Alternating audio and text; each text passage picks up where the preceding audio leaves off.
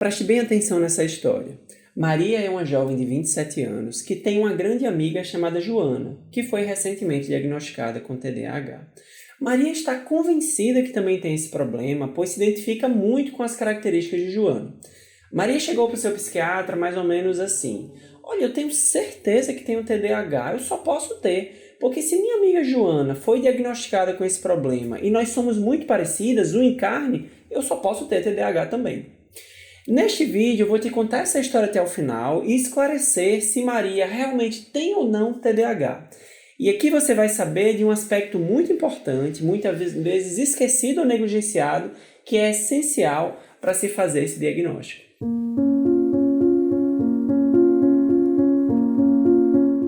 Olá, eu sou o Dr. Tiago Bezerril, médico psiquiatra, e aqui eu te ajudo a entender melhor sobre psiquiatria e saúde mental. Então, a história de Maria que eu comecei a contar, ela é na verdade um caso real, que inclusive eu acompanhei recentemente. Troquei os nomes, algumas características para dificultar a identificação, mas vamos utilizar essa história para ilustrar alguns aspectos importantes relacionados a esse diagnóstico. Então eu vou começar aqui contando para vocês a história, como é que Maria chegou no psiquiatra, no caso comigo, qual foi o motivo que ela buscou o psiquiatra. Maria estava tendo crises de pânico, que é uma expressão de um transtorno de ansiedade. E as crises de pânico, os sintomas de ansiedade dela estavam muito relacionados a um estado de exaustão, de estresse mais intenso no ambiente de trabalho, somado a alguns outros problemas pessoais. A resposta ao tratamento que foi instituído, sintomas de ansiedade, foi muito boa, foi muito rápida, e Maria rapidamente atingiu a chamada fase de manutenção, em que você mantém o uso de um medicamento com o objetivo de tirar logo adiante, apenas para evitar uma recaída precoce. E aí já nessa fase de manutenção, ela trouxe numa certa consulta essa demanda diferente que ela não tinha citado, não tinha destacado em outros momentos, né? Falando da sua amiga, né, que tinha sido diagnosticada com TDAH, e que isso fez acender no alerta que ela também teria TDAH, uma vez que elas se parecem muito, né? E ela identificava na amiga muitas de suas próprias características. E aí ela já trouxe na consulta um instrumento, uma ferramenta, um questionário chamado ASRS-18. Esse questionário ele foi validado em pesquisas e é um bom instrumento de triagem, porque no ASRS-18 são feitas perguntas que estão relacionadas aos critérios diagnósticos do TDAH. São um total de 18 perguntas, 9 relacionadas ao TDAH do tipo desatento e 9 relacionadas ao TDAH do tipo hiperativo impulsivo. Aí você responde as perguntas com base na frequência com que acontece um determinado comportamento, e aquilo é um dado importante para a gente como uma triagem, não como um diagnóstico isoladamente. Um instrumento por si só ele não faz diagnóstico, até porque ele é auto-preenchido, o paciente mesmo vai lá e pode preencher. E aí o que chamava atenção no questionário de Maria, que ela trouxe preenchido, é que ela tinha ali 5 itens positivos em cada um dos domínios. Atualmente, para se fazer diagnóstico de TDAH, você precisa preencher 5 de 9 critérios, né? E justamente é o que ela tinha em cada um dos domínios que representam os subtipos de TDAH. Então, pelas características, poderia chegar para, ela deve ter TDAH e ela está preenchendo 5 dos 9 critérios. E aqui vale a pena te explicar como qual é a visão geral, como é que a gente chega no diagnóstico de TDAH em termos de caracterização. O diagnóstico, eu posso fazer uma exemplificação, uma comparação. Pensa numa mesinha de 4 pernas, tá? Cada perna dessa é um aspecto importante que a gente busca para fazer o diagnóstico do TDAH. Eu preciso ter as características propriamente ditas, que são os sintomas. No caso de um adulto, eu preciso ter 5 ou mais numa lista de 9, como eu estava comentando agora há pouco. Essa é a primeira perninha. Segunda perninha, os sintomas precisam estar presentes antes dos 12 anos de idade. Isso é um aspecto importante. TDAH é um transtorno do neurodesenvolvimento. Ele tem que ter começado na infância. Não existe TDAH que só começa na vida adulta, então você não se torna TDAH depois de adulto. Esse é um segundo aspecto. Terceiro aspecto, eu preciso excluir outras causas, outros motivos psiquiátricos que podem gerar aqueles sintomas, e isso é um desafio importante do ponto de vista diagnóstico, porque as características do TDAH elas podem se parecer com vários outros problemas de saúde mental. E a quarta perninha é o segredo final que eu vou destacar aqui para você daqui a pouco. Mas vamos olhar aqui para Maria, o que ela preencheu lá no questionário que mostrava que ela tinha características do TDAH e não à toa ela veio com tanta certeza, olha, eu tenho TDAH porque, né, é igual minha amiga e tal. Vamos olhar um pouquinho aqui que eu vou mostrar para vocês. Então aqui eu vou mostrar para vocês quais foram os itens que Maria respondeu positivamente, como se possuindo as características que estão relacionadas ao TDAH. Que é interessante até para a gente revisar algumas das características diagnósticas desse transtorno. Aqui a pergunta, aqui destacado aqui em cima, você tem aqui a pergunta em destaque, é o que está lá no questionário, a forma como está perguntado, né? Então essa pergunta é o seguinte: com que frequência você tem dificuldade para manter a atenção quando está fazendo um trabalho chato ou repetitivo? E aqui apareceu, Maria destacou que ela tinha essas características, né? Que ela sentia um tédio frequente quando estava fazendo uma série de tarefas, ela tinha dificuldade de ler livros até o fim, de assistir filmes até o fim, porque ela não conseguia manter a atenção, o foco, né? E tarefas prolongadas de forma geral, com exceção daquelas que ela sentisse extremo prazer e extremo interesse, né? Então essa é uma característica de TDAH bem importante que a gente pesquisa. Uma outra questão aqui, está perguntado dessa forma lá: quando você precisa fazer algo que exige muita concentração, com que frequência você evita ou adia o início? Isso aqui é a definição de procrastinação, é a marca do TDAH, né? E Maria também destacou que ela procrastinava bastante. Aqui, ó, palavras dela: eu não evito tarefas entediantes, mas não gosto de executá-las. Tudo que seja monótono me dá preguiça. Não deixo de fazer e nem atraso os prazos, mas demoro mais para fazer. E aqui, quando vocês olham essa frase, se a gente for analisar a fundo, isso ficou claro depois, na prática, Maria não era uma grande procrastinadora. Lá no questionário, objetivamente, porque lá você marca o índice de frequência, se isso aqui é frequente, se você faz isso com frequência, com muita ou pouca frequência, ela marcou como se ela fizesse com muita frequência. Mas, na verdade, ela tinha uma dificuldade para iniciar. Ela precisava fazer um esforço extra para não procrastinar, né? Ela aprendeu a fazer esse esforço extra, né? Ela tinha um senso de responsabilidade, era uma pessoa dedicada às tarefas dela, mas ela descreveu isso aqui, a dificuldade que ela tinha aí com esse tipo de situação, né? Uma outra questão que ela respondeu é: com que frequência você se distrai com atividades ou barulho à sua volta?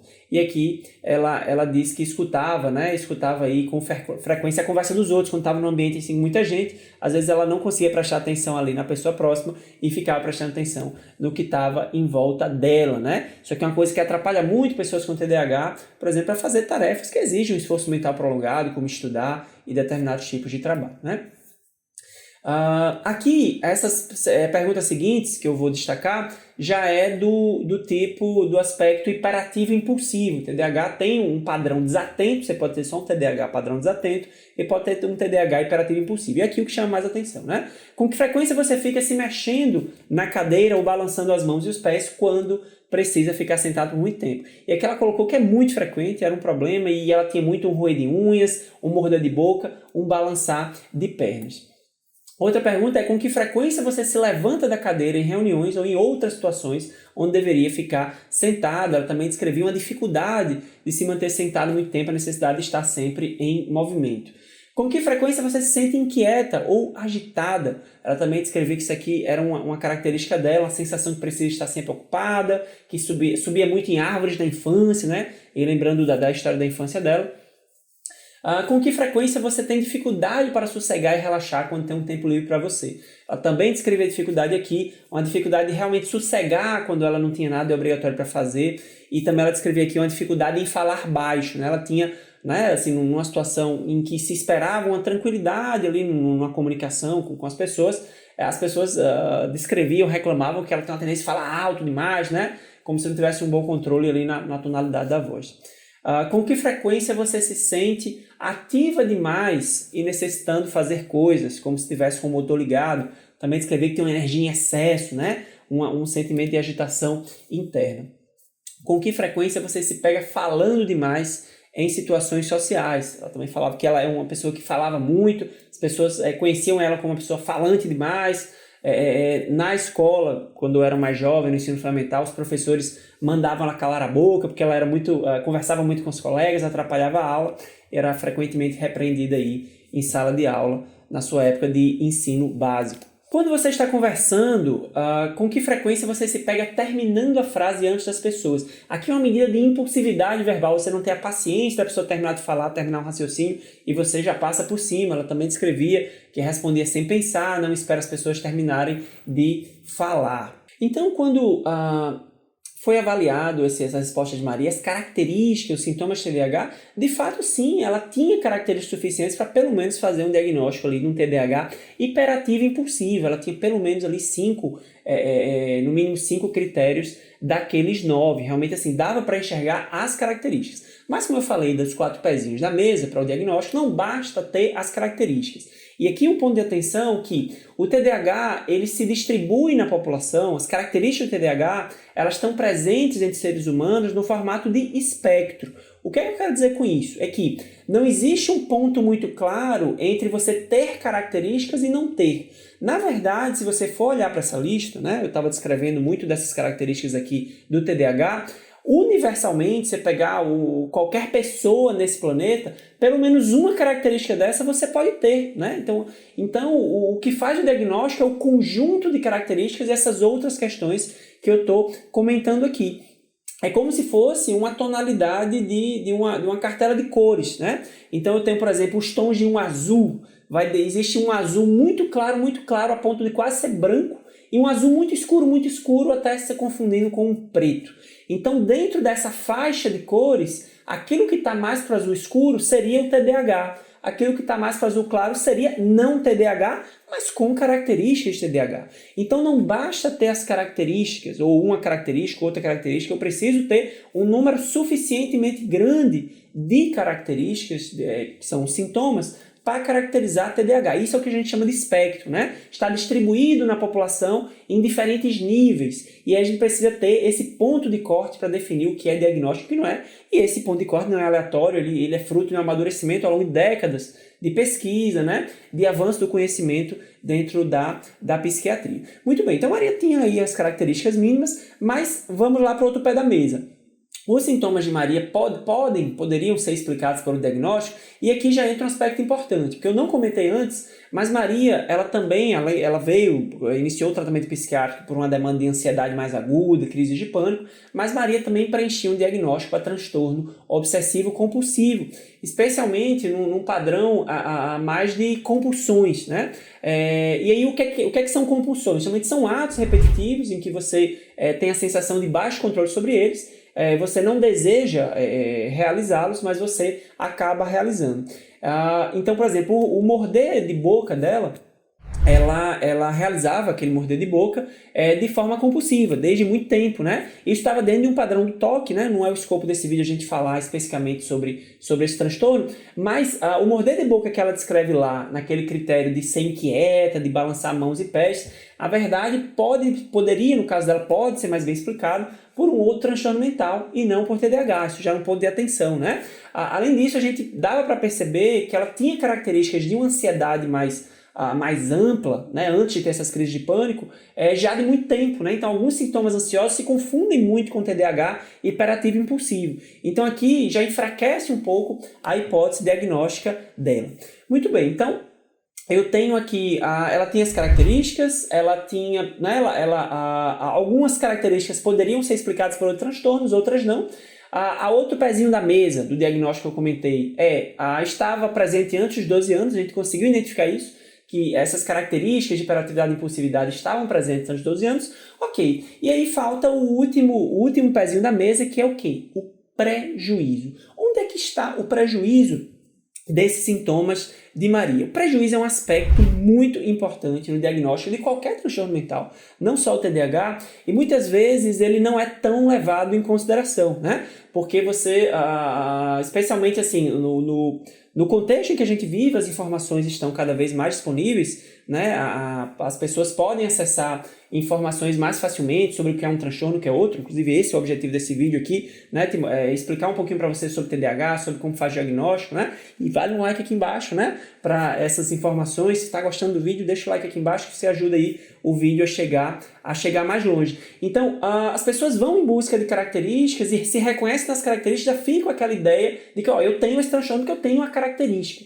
mas precisam ter essas outras etapas na avaliação para chegar no diagnóstico. E aí o prejuízo é um aspecto fundamental. Então, na avaliação de Maria, essas características precisavam ser avaliadas dentro de um contexto de prejuízo. Será que essas características dela, né, de TDAH, geraram no passado e geram prejuízo significativo na vida dela, né? Em mais de uma área da vida dela? E esse é um trabalho importante e temos até instrumentos que ajudam a segmentar, a avaliar esse prejuízo. E no caso de Maria eu vou mostrar aqui para vocês um pouco do que a gente viu, o que poderia ou não ter de prejuízos. Os prejuízos de Maria, eu dei para ela uma lista, né, com vários itens, né, dividido em áreas da vida, né, para a gente tentar mensurar esses prejuízos. E aí, basicamente, ela destacou só 3 pontos de prejuízo. Isso é muito pouco dentro do que o TDAH classicamente causa. Ela destacou que perfeccionismo, ela estabeleceu uma relação do perfeccionismo com o TDAH. De fato, isso pode acontecer em alguns casos, pessoas desenvolverem um padrão de perfeccionismo, né?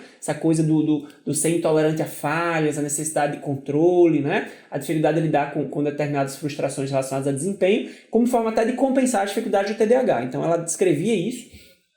Um padrão de perfeccionismo que às vezes causava um pouco de estresse para ela, uma reação exagerada a críticas de terceiros, né? Quando as pessoas precisavam fazer uma crítica para ela, algum apontamento, ela sempre reagia mal, isso também desde a infância era um padrão que ela tinha, e as dificuldades com as leituras longas, né? E ela descreveu, é difícil eu conseguir terminar um livro até o fim, na escola quando tinham textos longos, né? Eu não conseguia, e foi só, apenas isso. E eu digo apenas porque sim, né? Apesar da gente poder... Ela destacou que isso incomodava ela, mas dentro de um padrão que a gente espera de prejuízos do TDAH, isso é muito pouco para eu definir um diagnóstico. Por exemplo, no TDAH hiperativo impulsivo, a gente espera uma série de prejuízos, por exemplo, na vida de relacionamentos, né? A forma como como você lida com as pessoas, seja um relacionamento romântico, familiar, de amizade, na vida profissional, na vida acadêmica, e ela não tinha nada disso. Ela foi uma aluna, né, de escola básica, de faculdade, uma aluna assim, de nível mais alto, tirava notas boas,